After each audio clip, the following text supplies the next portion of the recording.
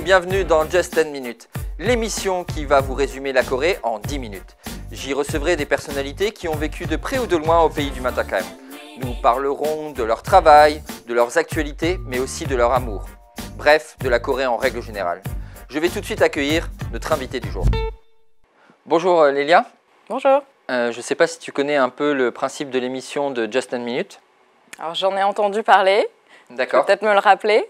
Oui, je vais te le rappeler, c'est assez simple. En fait, on va avoir 10 minutes où je vais te poser des questions par rapport à ton expérience en Corée et ce que tu fais aussi à l'heure actuelle. On va avoir un chronomètre qui va s'afficher à l'écran et à la fin de 10 minutes de ce chronomètre-là, ce sera la fin de l'émission, donc c'est assez rapide.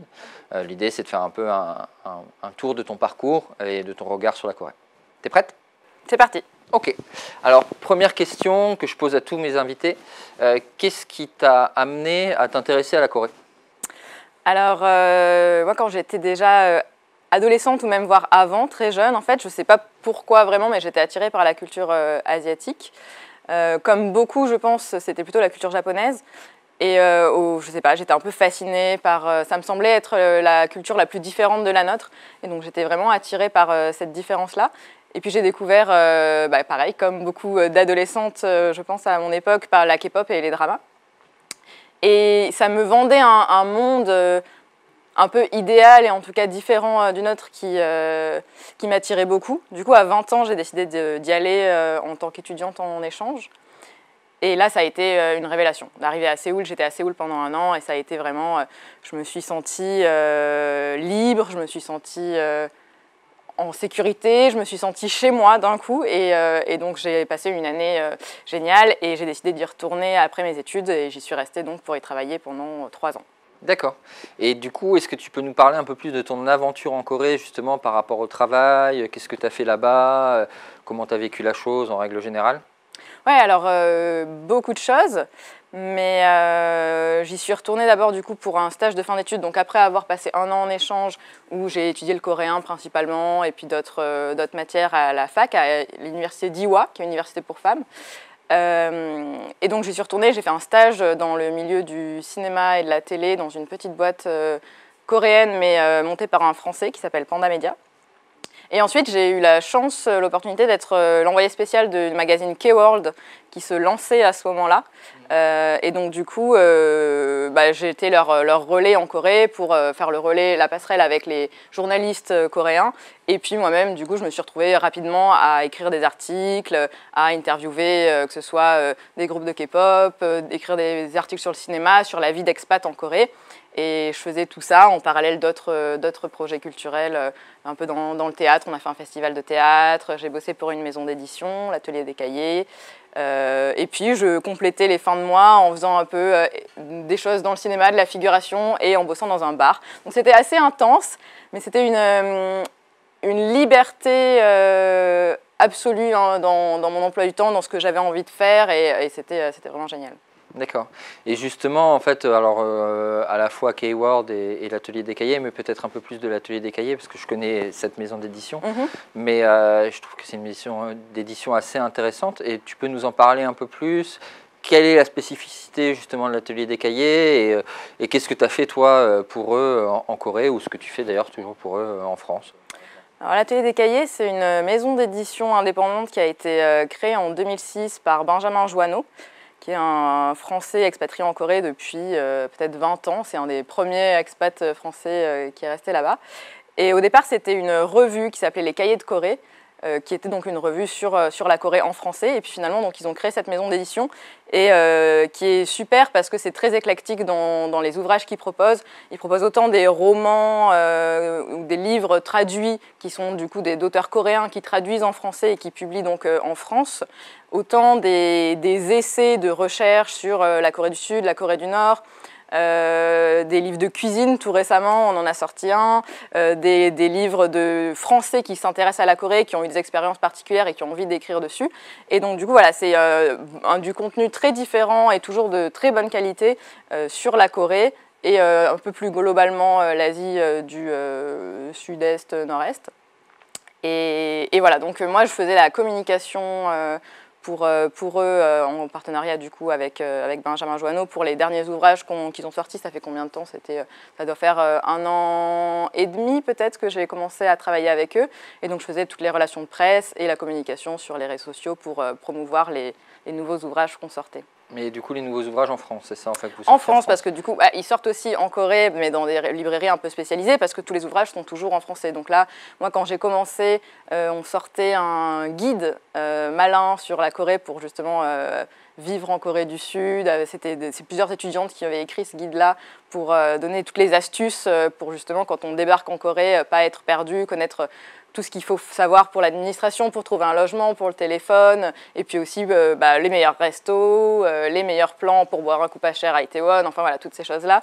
Et après, c'était un roman d'une Coréenne traduit en français sur la géomancie. Et ensuite, l'année dernière, c'était un livre sur la K-pop, sur un groupe de K-pop, DBSK, par une Française qui a fait énormément de recherches sur ce groupe et qui a raconté leur histoire en français. Donc voilà, c'est très différent. Juste sur une année, ça vous montre un peu les différents... c'est super éclectique, quoi, du coup. Aussi. Ouais, donc c'était très intéressant. D'accord.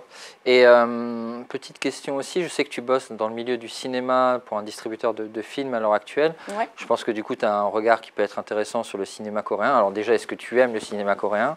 Et aussi, après, qu'est-ce que tu retrouves dans le cinéma coréen que tu ne retrouves pas forcément ailleurs? Et qu'est-ce qui t'intéresse dans ce style de film, par exemple? Alors oui, bien sûr, j'aime beaucoup le cinéma coréen. Pour moi, le cinéma coréen, ça a été...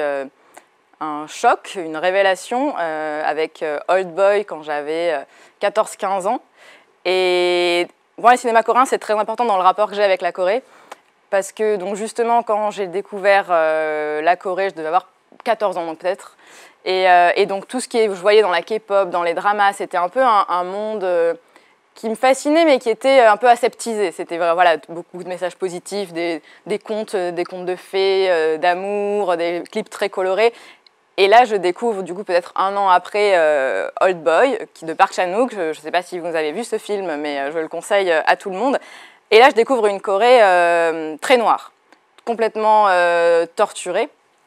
Et là, je me dis, en fait, c'est peut-être plus intéressant que ce que je pensais encore. Il y a des choses à gratter derrière.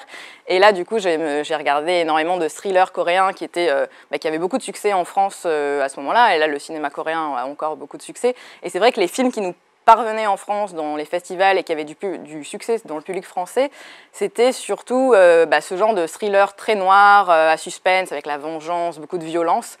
Et pas du tout en fait le genre de film qu'en Corée ils ont l'habitude et même qu'ils voient au cinéma et donc je me suis rendu compte de cette ambivalence là de la Corée. Et quand j'y suis partie donc en stage dans une petite boîte de production et de distribution de films, là j'ai vraiment découvert le cinéma indépendant coréen. Et donc je me suis rendu compte qu'il y avait plusieurs couches en fait dans le cinéma coréen, vraiment très séparées, avec le cinéma très commercial, les blockbusters coréens où c'est plutôt des comédies romantiques ou des films policiers en même temps dramatiques et marrants, et où ça c'est pas des grands films d'auteur non plus. La nouvelle vague coréenne du début des années 2000, donc Old Boy et tous ces auteurs-là, Bong Joon-ho, Park Chan-wook, etc., qui, eux, ont carte blanche parce qu'ils ont du succès à l'étranger, donc ont quand même des financements. Et toute une autre partie du cinéma indépendant qui, eux, sont vraiment en difficulté pour trouver des financements en Corée, qui font des petits films avec beaucoup de propositions très intéressantes. Et en m'intéressant à ça, je me suis rendu compte que le cinéma coréen, en fait, indépendant, justement, jusque dans les années 90, c'était interdit par le gouvernement, parce qu'il y avait eu une dictature, etc. Donc le cinéma coréen s'est vraiment construit en opposition au gouvernement dictatorial de l'époque, et donc ils avaient vraiment des revendications, il avait ce rôle-là, le cinéma indépendant. Et c'est ça qui transparaît dans la violence, justement, du cinéma qu'on a, nous, avec Park Chan-wook, etc.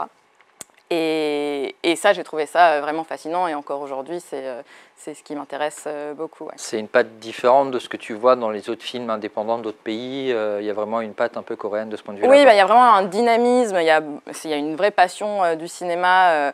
Le fait que pendant des années, donc pendant plusieurs décennies, ils se sont construits en étant interdits, c'était que du cinéma de propagande qui était autorisé et que toute revendication politique était cachée, ça leur a donné une force en fait qui fait que quand ça s'est relâché, tout a explosé, quoi. Et ça a donné ces propositions super intéressantes de nouveaux cinéastes. Et aujourd'hui, je trouve que ça a un peu diminué ces propositions-là. Maintenant, ça veut justement plaire au public occidental, donc ça va aller faire des choses un peu plus convenues, alors qu'au départ, c'était plus surprenant. Mais j'ai espoir qu'il va y avoir encore des belles propositions dans les années à venir. Ouais. D'accord. Et je sais que tu aimes pas mal aussi les dramas. Bon, ça reste aussi sur de la vidéo. Moi, j'ai une question, parce que je regarde très peu, mais j'en ai regardé certains. Est-ce que tu trouves que la Corée, c'est comme dans les dramas? Alors, non, bien sûr. On ne va pas vendre du rêve à nos téléspectateurs, mais il faut quand même que j'avoue que moi, en arrivant en Corée, j'ai été surprise parce qu'en fait, il y avait quand même plein de choses qui se passaient comme dans les dramas. Plus que ce que je pensais. Moi, je prenais un peu les dramas comme des contes de fées, un peu les Disney pour adolescentes, plus ou moins, et puis, ou plus tard, hein, mais voilà, un peu un truc qui nous vend du rêve, qui est avec des histoires complètement irréalistes, des personnages assez caricaturaux. Et en fait, en arrivant en Corée, je me suis rendu compte que non, il y avait beaucoup de choses qui fonctionnaient vraiment comme ça en Corée. Le rapport à l'argent, le rapport avec les chaebol, les chefs de grandes entreprises et les mariages arrangés, ça existe toujours là-bas. Alors que pour moi, quand je voyais des dramas, c'était complètement décorrélé de la réalité, en tout cas de ma réalité.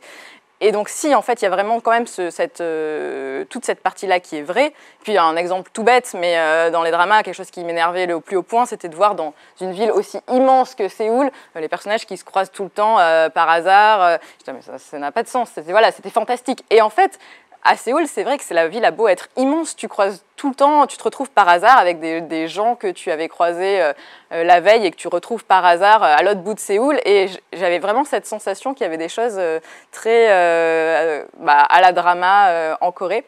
Et alors bien sûr, si on parle du couple du coup et des mecs, donc non, bien sûr, il ne faut pas s'attendre à avoir un prince charmant, mais il n'empêche que les Coréens ont une façon de se comporter avec les filles, et principalement leurs petites amies, qui est très très romantique, beaucoup plus romantique qu'en France, avec un côté de donner beaucoup d'attention à sa petite copine. Le mec où à peine tu frissonnes un petit peu, il enlève sa chemise pour te la mettre sur les épaules. Ce n'est pas un mythe, en Corée ça existe vraiment, ça arrive. Ils sont toujours à faire attention à toi, à te traiter un peu comme une princesse, ce qui peut être très agréable et en même temps très déconcertant pour justement une jeune Française qui arrive en Corée, parce que ça ne veut pas forcément dire par contre qu'ils sont fous amoureux de toi comme c'est le cas dans les dramas. C'est juste que c'est leur façon de fonctionner en couple. Et du coup, il y a beaucoup d'occidentales qui se sont fait un peu avoir parce que du coup, quand on reçoit autant d'attention, on a l'impression que voilà, là, le mec est fou de toi et en fait, pas forcément, c'est leur code à eux. Quand ils sont en couple, ils se donnent à 100%, ils sont là à tout le temps envoyer des messages, à être un peu possessifs, presque à refaire les lacets de leur copine dans la rue, porter ton sac, etc. Mais ça ne veut pas dire qu'il a forcément un grand intérêt plus que ça, quoi. D'accord, ok. Super intéressant. Je vois qu'on est à la fin de l'émission. On est allé super vite, effectivement. Une dernière question que je pose aussi à tous les invités, c'est quelles sont un peu les recommandations et les conseils que tu peux avoir pour des gens qui veulent travailler ou vivre en Corée simplement, si tu as des recommandations à leur donner à nos téléspectateurs, justement. Alors déjà, allez-y. Vraiment, foncez. C'est une expérience qui pourra être que bénéfique d'y aller. Si je donnais un conseil, ce serait peut-être de faire comme moi, entre guillemets, mais de commencer à y aller en tant qu'étudiante, que ce soit en échange ou dans un centre de langue. Ça permet d'être un peu plus encadré, d'apprendre la langue, de se faire des contacts et ensuite de chercher du boulot ou de revenir plus tard pour en effet chercher du boulot, mais d'avoir déjà une base et de coréen et de contacts et même de la vie en Corée qui serait déjà construite. Et je trouve que c'est beaucoup plus sûr que plutôt que prendre tout de suite un visa working holiday, vacances-travail et prendre l'avion et pas du tout savoir où on débarque et penser qu'on va trouver du boulot tout de suite, c'est quand même un peu plus compliqué que ça. Mais c'est possible, c'est vraiment possible si je conseille juste de préparer un peu le départ en faisant un premier voyage en tant qu'étudiante, si c'est possible pour vous, bien sûr. Ok, écoute Lélia, je te remercie pour tes réponses. Merci à toi. Merci aux téléspectateurs de nous avoir suivis et je vous dis à bientôt sur Just 10 Minutes.